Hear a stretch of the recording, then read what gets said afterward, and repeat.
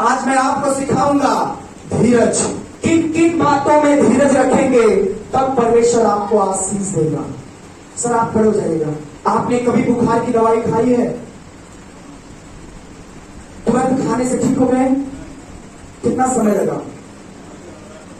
आधी घंटे के बाद, 1 घंटे के बाद, या 1 दिन 2 दिन के बाद, 4 दिन के बाद वो बुखार हमें छोड़ के? क्या हम तुरंत खाए और तुरंत हो गया? नहीं हुआ ना। मैं आपको धीरज के बारे में बता रहा हूं।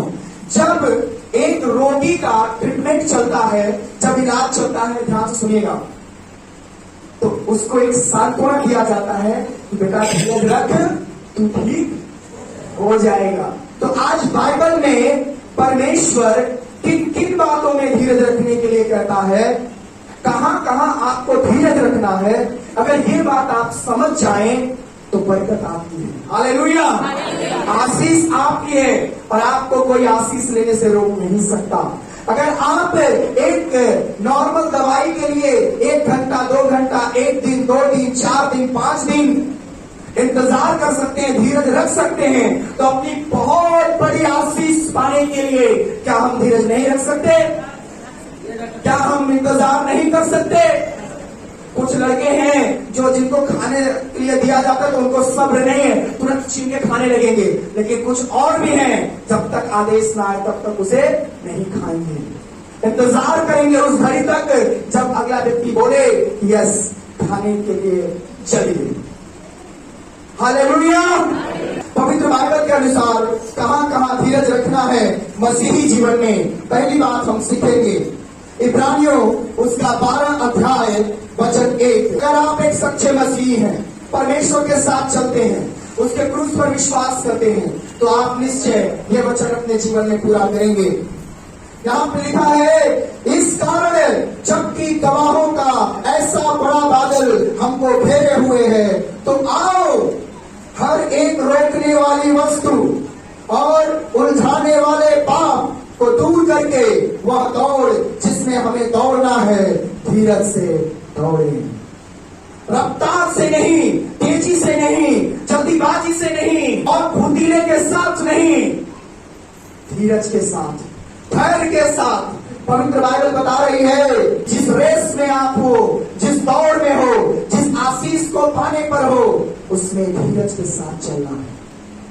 पहली बात है, जब मसीही दौड़ में आप चलते हैं तो धीरज के साथ चले। मसीही दौड़ धीरज के साथ होनी चाहिए।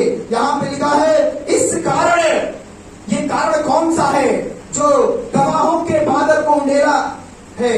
हमारे पास गवाहों की एक ऐसी बड़ी भीड़ है। वो भीड़ कहाँ है? इब्रानियों 11 अध्याय में जब आप पढ़ेंगे वहां पे गवाहों का भीड़ है कि कैसे लोग गवाहियां दे रहे हैं, विश्वास को प्रकट कर रहे हैं। और आने वाले दिनों में आप कहेंगे, इसी चर्च के कारण, यहाँ के दुआ के कारण मेरे पास बड़ी गवाही है। हालेलुया। मेरा रिपोर्ट चेंज हो गया यहाँ के दुआ के कारण, प्रभु यीशु मसीह के कारण। आप 11 अध्याय पढ़ेंगे तो वहां पर विश्वास क्या है वो आप पाएंगे। और आगे देखिए लिखा है, बहुत बड़ी बात लिखा है यहाँ पर, तो आओ हर एक रोकने वाली वस्तु। ये क्या है? हर एक रोकने वाली वस्तु जो इन गवाहियों को रोक रही है वो क्या है? हम गलती कर रहे हैं, इसलिए हमारी गवाही नहीं आ रही है। ऐसा हो नहीं सकता कि आप पूरे हफ्ते प्रार्थना करें और खुदा बाप आपकी दुआ ना सुने। ऐसा हो नहीं सकता कि परमेश्वर आपको बहाली की जिंदगी ना दे। वो आपको ब्लेस करने पर है। वो कह रहा है कि जो रुकावटें हैं, जो तुमको मुझसे दूर करता है, वो केवल एक ही है, वो है गुनाह। वो है गुनाह। कह रहा है, इस रुकावट को हटाओ अपने जिंदगी से। नशे को हटाओ, गाली देने को हटाओ, झगड़ा को हटाओ, अपने पत्नी को नीचा देखना है के तरीके को हटाओ, जो भी उलझने हैं उसको हटाओ, अपने मन में डाह मत करो, इसे हटाओ। नहीं तो लिखा है, ये तुझे उलझा देगी। आप धीरज नहीं रख पाएंगे, ये उलझा देंगी, आपको व्याकुल कर देंगी, परेशान कर देंगी। कह रहा हटाओ, इसे दूर करो, अपने गुनाहों को दूर करो। जिस दौड़ में हम और आप दौड़ रहे हैं उसका सिद्धांत ही यही है कि मसीही रेस धीरज के साथ है, मसीही दौड़ धीरज के साथ है। लिखा है बाइबल में, परमेश्वर का मार्ग बहुत चौड़ा है, ऐसा लिखा है। और सकरे मार्ग पे कैसे चलते हैं? बहुत देख के धीरज कहीं गिर न जाए, है ना। और ये चौड़ा हो तो अविनाश भैया 100 की स्पीड में गाड़ी चलाए हैं और सकरे मार्ग पर बहुत संभाल के, और चौड़े मार्ग पर, और उसमें कोई गारंटी नहीं कि बचेंगे कि नहीं बचेंगे। सब्र के साथ चलिए परमेश्वर में, धीरज के साथ चलिए। मेरा पहली बात यही है, जब आप यीशु मसीह में हैं तो धीरज के साथ दौड़िए, धीरज के साथ चलिए। मेरे प्रियो, वह बड़ा आदर्श जिसकी ओर हमें देखना है, वो आदर्श कौन है? वो यीशु मसीह है। और जो यीशु मसीह है हमें एक बड़ा पुरस्कार देगा, एक बड़ी पुरस्कार। यहां पे लिखा है, देखिए गवाह, एक शब्द यूज किया गया यहां पर, लिखा है गवाहों का ऐसा बड़ा बादल। यूनानी भाषा में इसका अर्थ है वे लोग जो उन बातों की गवाही देते हैं जिन्हें उन्होंने देखा या अनुभव किया है। ये आंख जो देखती है, ये शरीर जो अनुभव करता है, तभी आकर के आप गवाही देते हैं। और लिखा है जब तक आप नहीं देखेंगे आप गवाही नहीं देंगे। आपके अंदर अविश्वास होगा, गवाहों का बादल आने वाले समयों में आप इसी चर्च में देखेंगे। पवित्र बाइबल के पन्ने उनके जो 11 अध्याय में है, उनके बारे में गवाहियां दे रही हैं, दिखा रही हैं, समझा दे रही हैं, साक्षी दे रही हैं, हमसे और आपसे कह रही हैं कि विश्वास का जीवन भला है और उसका पुरस्कार बहुत बड़ा है। विश्वास का पुरस्कार बहुत बड़ा है। और बाइबल कहती तुम प्रत्येक बाधाओं पर विजय हासिल कर सकते हो जब विश्वास के साथ, धीरज से परमेश्वर के साथ चलोगे। हालेलुया। अगर ये बात समझ जाए तो प्रभु आपको आशीष देगा। और लिखा है हर एक बोझ, हर एक रोकने वाली चीजें जो आपको रोकती हैं, जो उलझाने वाली हैं, जो आपको भटकाने वाली हैं, जो बाधा उत्पन्न करने वाली हैं, जो आपके दौर में मुश्किलें उत्पन्न करने वाली हैं, हमारे जीतने के फैसले को छीनने वाली हैं, उस आलस्य को, उस सांसारिकता को, उस निराशा भरी अभाव को अपने जीवन से निकाल दीजिए। अब मेरे पीछे बोलिए, विश्वासियों की दौड़ में, विश्वासियों की दौड़ में अविश्वास सबसे बड़ा रुकावट है। विश्वासियों के दौर में अविश्वास सबसे बड़ा रुकावट है। मैं आपको कह रहा हूं धीरज के साथ चलो। आपने डॉक्टर को टाइम दिया, आपने दवाई को टाइम दिया, क्या प्रभु को टाइम नहीं देना चाहते हैं? अगर नहीं देंगे तो अविश्वास उत्पन्न होगा, और अविश्वास उत्पन्न होगा तो शैतान कहेगा आ बेटा बहुत चल रहा था, आप थोड़ा सा मालिश कर देगा, मक्खन लगा दे। फिर वो ऐसा मक्खन लगाएगा कि फिर आप जल्दी से समझ जाएंगे। प्रत्येक दौड़ने वाले के एड़ी में एक चुभन होता है। कोई रेस दौड़ा है? आजकल जूता पहन के दौड़ते, हम लोग गांव में दौड़ते थे तो ऐसी नंगा पैर दौड़ते थे, गिट्टी चुभ जाती थी, कांटा चुभ जाता था। जब आप मसीह के साथ दौड़ेंगे, धीरज के साथ, बहुत तकलीफें आपको फॉलो करेगा। आपको लगेगा अरे अब तक मुझे पवित्र आत्मा का अभिषेक क्यों नहीं मिला, मैं अपनी भाषा क्यों नहीं बोल रहा हूं, मेरी जरूरतें क्यों पूरी, बहुत सारे क्वेश्चंस आएंगे। लेकिन परमेश्वर अभी भी कह रहा है धीरज के साथ चलो, मैं तुझे बड़ी आशीष दूंगा। दूसरी बात सीखेंगे, और कहां आपको धीरज रखना है। दूसरा थिस्सलुनीकियों उसके 1 अध्याय वचन 4, यहां तक कि हम आप परमेश्वर की कलीसिया में तुम्हारे विषय में घमंड करते हैं कि जितने उपद्रव और क्लेश तुम सहते हो उन सब में तुम्हारा धीरज और विश्वास प्रकट होता है। जितना भी उपद्रव, जितना भी सताव आप सह रहे हो, परमेश्वर कह रहा है उसमें धीरज उत्पन्न होना चाहिए। दूसरी बात हम सीख रहे हैं, क्लेश में, तनाव में धीरज रखो। इसलिए कहा गया है, जो व्यक्ति परमेश्वर का होता है और परमेश्वर उसके शत्रुओं को उसके चरणों की चौकी बना देता है। आप बदला मत लो, आपका काम नहीं है बदला लेना, आपका परमेश्वर काफी है। जब तेरे ऊपर सताव आए, जब उपद्रव आए, जब क्लेश आए, जब तू नाना प्रकार की परीक्षाओं में पड़े, धीरज के साथ यहोवा की बाट जोड़ना और वो तुझे समय से बचा लेना। हालेलुया। तीसरी बात सीखेंगे, प्रेरितों के काम उसका 26 अध्याय वचन 2 और 3। कोई जन निकाल लीजिए और इसको आप पढ़ेंगे, मैं पीछे बोलूंगा। विशेष करके इसलिए कि तू यहूदियों के सब व्यवहारों और विवादों को जानता है, उनके व्यवहारों और उनके विवादों को जानता है। अतः मैं विनती करता हूँ, अतः मैं पौलुस तुमसे विनती करता हूँ, धीरज से मेरी सुन। धीरज से क्या कर, कैसे सब्र रखते हुए मेरी सुन। धीरज से मेरी सुन कि परमेश्वर का वचन कलीसिया से क्या कहता है।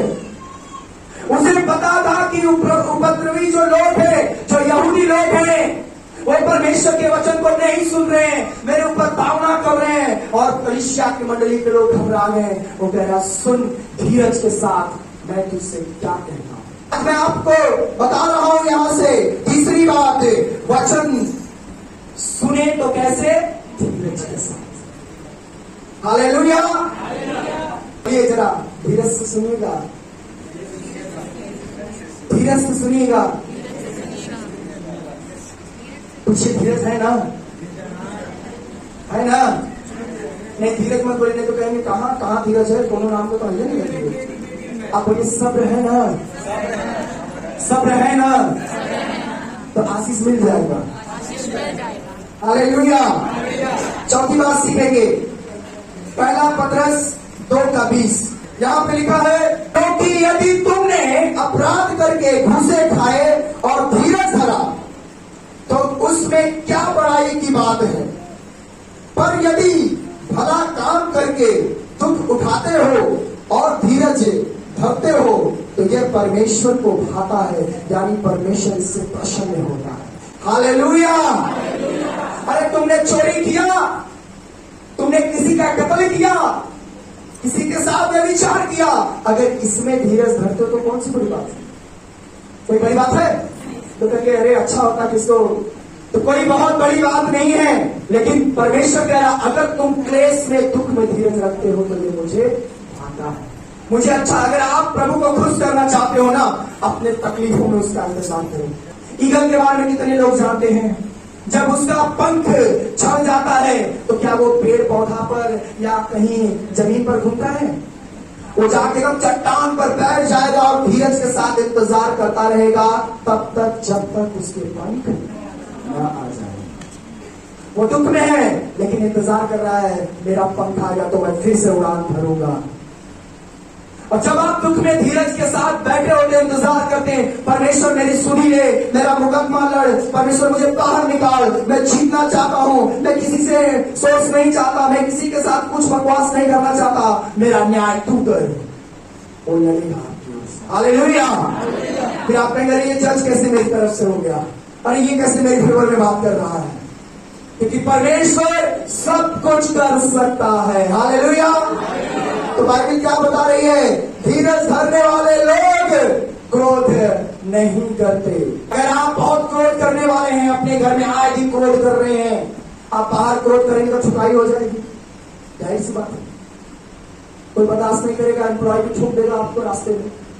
लेकिन हम ज्यादा क्रोध कहाँ दिखाते हैं? अपनों के पास। बाइबल कहती है धीरज धरने वाले लोग, धैर्य रखने वाले लोग एक पवित्र आत्मा का फल है, जो मैं आज आपको बता रहा हूं। आत्मा के द्वारा जब आप धीरज रखते हैं तो आत्मा के द्वारा लीड किए जाते हैं, और आत्मा आपको गाइड करता है। अगर आप धीरज रखते हैं तो आपके अंदर क्रोध नहीं होगा और न ही किसी से बदला लेने की भावना आएगी। आप मुस्कुराकर माफ कर देंगे, आप आगे बढ़ जाएंगे। हालेलुया। तो चौथी बात हम सीखते हैं, जब आपको दुख हो विरोध हो आपका, तब आपको क्या करना है? धीरज रखनी है। परमेश्वर आपको ब्लेस करेगा। कितने लोग बिलीव है कि वो ब्लेस करेगा? आप बोलते हैं मेरे पास कोई सोच नहीं है भैया, तो वकील हमारा नहीं सुन रहा है, पुलिस नहीं सुन रहा है। राजाओं का राजा आपका बाप आसमान में बैठा है, उसकी खटिया खड़ा कर देगा 2 मिनट में। आजमा के देख लेना अपने परमेश्वर को। 5वीं बात सीखेंगे, याकूब उसका 5 अध्याय वचन 7। क्या लिखा है? सो हे भाइयों, प्रभु के आगमन तक धीरज धरो। अरे बाप रे, 1 महीना कहता था हम धीरज रख ले, 2 महीना कहता था धीरज रख ले। अब यहाँ लिखा जब तक यीशु मसीह ना आए तब तक धीरज रखो। तो हे भाइयों, प्रभु के आगमन तक धीरज धरो। देखो, गृहस्थ पृथ्वी के बहुमूल्य फल की आशा रखता हुआ प्रथम और अंतिम वर्षा होने तक धीरज धरता है। हम सब चाहते हैं कि हमें शोषण और परेशानियों का सामना करना पड़ता है। अगर आप किसी हॉस्पिटल में हैं, 5 मिनट लेट जाइए, आपको आपका जो एमडी होगा या फिर जो मालिक होगा कहेगा इधर आइए, काम करना है कि नहीं करना है। आपका शोषण होगा, आपको समस्या आएगी, उस समय भी आपको धीरज रखना है। जैसे एक किसान धीरज से फल का इंतजार करता है, वैसे आपको धीरज के साथ अपने आशीषों का इंतजार करना है। अपनी आशीष आप 1 महीना में भी ले सकते हो, आप 1 दिन में भी ले सकते हो, आप तुरंत ले सकते हो। आपकी तैयारी इतनी बुलंद होनी चाहिए कि आप पहले नंबर पे आओ। तैयारी अच्छा करो, प्रभु ब्लेस कर देगा आपको। 8वां बात है इब्रानियों 10:36। क्योंकि तुम्हें धीरज धरना आवश्यक है। क्योंकि तुम्हें धीरज धरना आवश्यक है, ये तुम्हारी जरूरत है। आगे, ताकि परमेश्वर की इच्छा को पूरी करके तुम प्रतिज्ञा का फल पाओ। परमेश्वर की इच्छा को पूरी करके प्रतिज्ञा का फल, यानी जो वादा परमेश्वर ने कहा है वो पालो। हालेलुया। कैसे? पैसा से नहीं, सोना चांदी से नहीं, हाँ, नोटों से नहीं होगा, धीरज से सब मिलेगा। सब्र रखने से सब कुछ प्रभु देगा।